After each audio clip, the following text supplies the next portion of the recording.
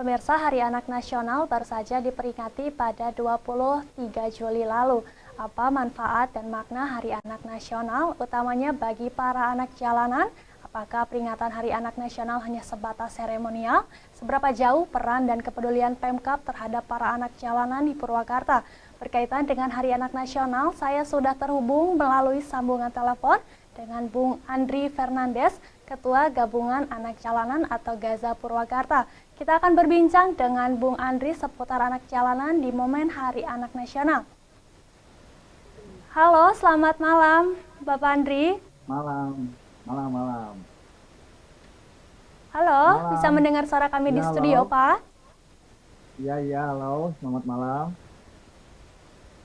Halo, Ya, selamat malam. selamat malam Bapak Andri. Bagaimana kabar hari ini, Pak? Alhamdulillah baik. Alhamdulillah.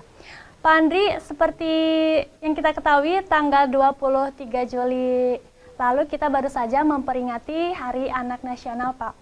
Apa sih momen Hari Anak Nasional untuk anak-anak jalanan Purwakarta sendiri, Pak? Maknanya itu apa, Pak? Maknanya kalau bagi kami dari Gaza sendiri, dari Gabungan Anak Jalanan sendiri, ya, kita momennya, tapi sungguh sangat disayangkan ya Mbak ya. Sebenarnya begini Mbak, dalam artian saya ingin menjelaskan dulu. Di Hari Anak Nasional ini saya sebetulnya prihatin Mbak. Ya, halo. Ya, Assalamualaikum. Halo Bapak Andri, bisa tolong didekatkan mikrofonnya, Pak? Assalamualaikum. Halo, Ya, halo Mbak. bisa tolong didekatkan, Pak, mikrofonnya? Suara Anda kurang terdengar jelas di studio, Pak. Ya, sebentar Mbak. Sebentar. Baik, Pak. Ini, Mbak. Kedengeran nggak Mbak? Halo, Kedengeran nggak? kurang terdengar, Pak Andri.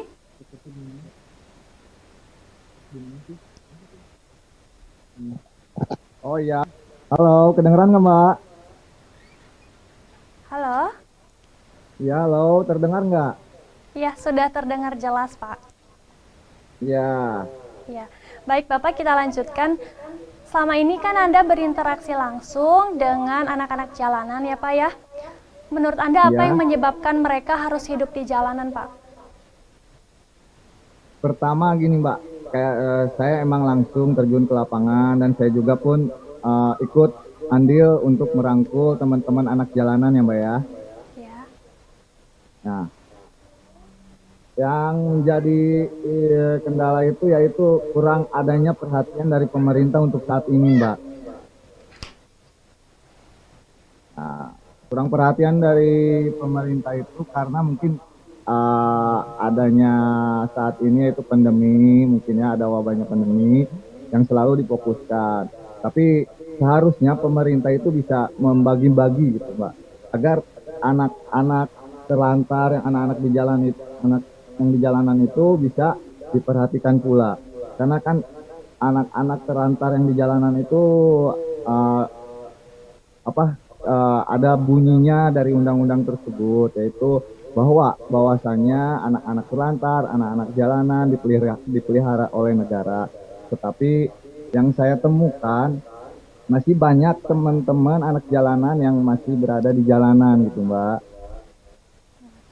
Untuk kegiatan sehari-hari, apa yang biasanya anak-anak jalanan lakukan, Pak? Oh ya, untuk teman-teman sendiri, anak-anak jalanan sendiri yang saat ini kita bina, kita selalu, meskipun background mereka anak jalanan, mereka bentuk kepeduliannya sangat besar.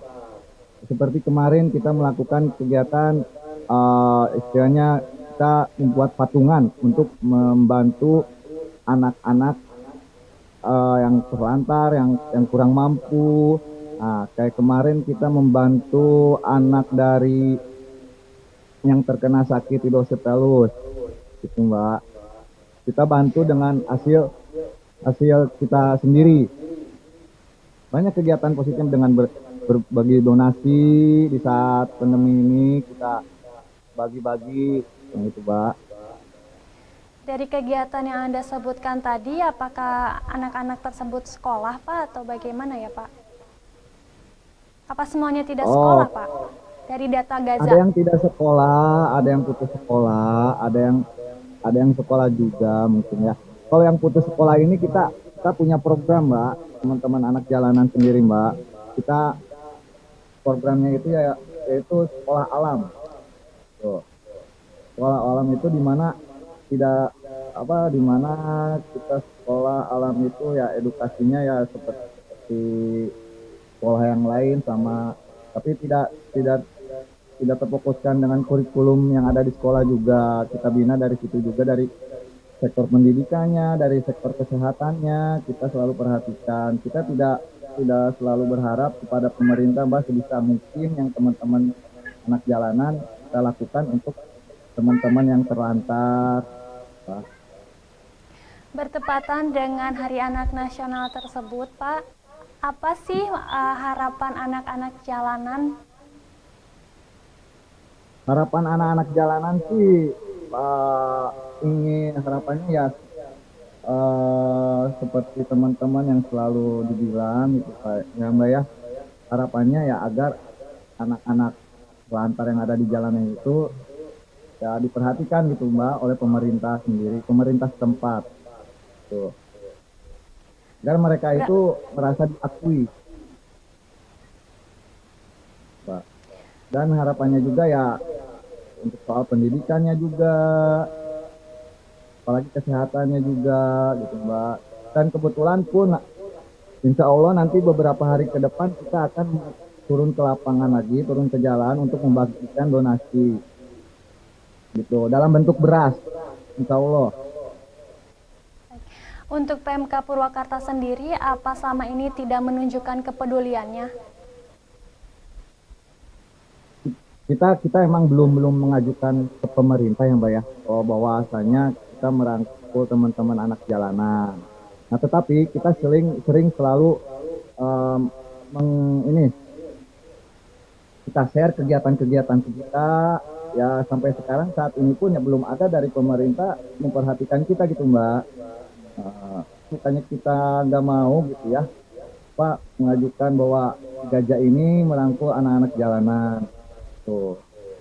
Ya kita kan namanya anak jalanan mungkin masih pada mana ada rasa mindernya, merasa takut tidak diakui gitu, Mbak. Padahal Sampai ini saat ini, teman-teman tuh aset bangsa menurut saya, Mbak.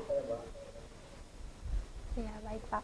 Semoga Karena mereka dengan mempunyai potensi yang terpendam. Nah, dari situ ya kita sebagai yang peduli terhadap anak-anak jalanan ya kita akan mengembangkan potensi-potensi teman-teman anak jalanan.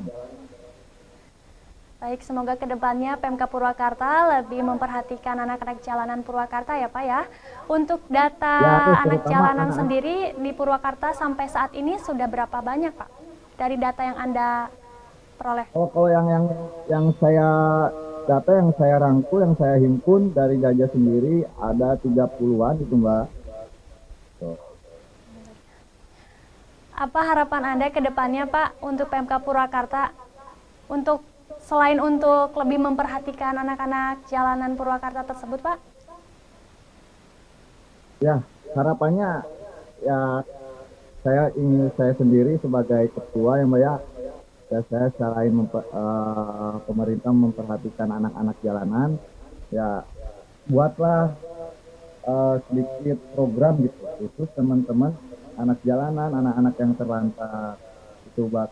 Apalagi untuk teman-teman yang putus sekolah, Mbak, karena mereka semua mempunyai hak untuk mendapatkan bidang sektor pendidikan.